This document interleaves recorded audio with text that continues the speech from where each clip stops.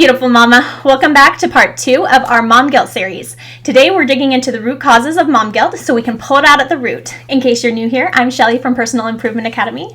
I support multi-passionate moms who love their big dreams and the family they want to share it with. In the previous video, we defined working mom guilt as well as the difference between shame and guilt.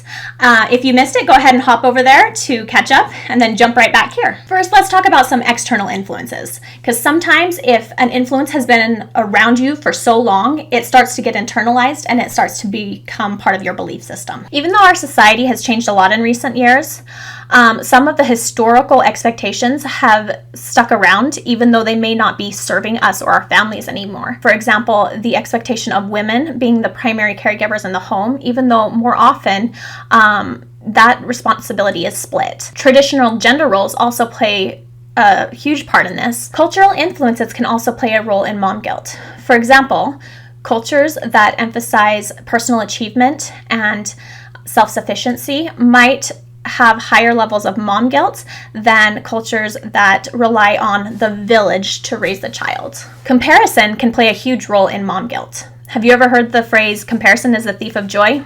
In this case, it very much is so. In the age of social media, comparison is at an all-time high. Perfectly curated images and videos of the perfect families and the perfect moms who are doing it all can lead us to feel inadequate and intensify mom guilt. As mothers, we're often harder on ourselves than anyone else. We put self-imposed standards on ourselves that make us feel like we're failing, even though we and our children might be excelling. A lot of women, myself included, have issues with perfectionism. We feel like if we're not going to do it perfectly, then we shouldn't do it at all. That can cause a lot of stress and strain on ourselves and our families unnecessarily. We create unrealistic expectations when we expect ourselves to do everything all the time, all at once. This is impossible and leaves us feeling inadequate. It's not helping us and it's not helping our families. We need to prioritize what matters to us and our values and let go of the rest because it's not serving us or our families. In the previous video, I encouraged you to stop when you start feeling mom guilt and identify the thought that triggered that mom guilt so we can identify the belief associated with it. When you identify that triggering thought, I want you to ask yourself, is this belief mine? Where did I get it from? Is it serving me?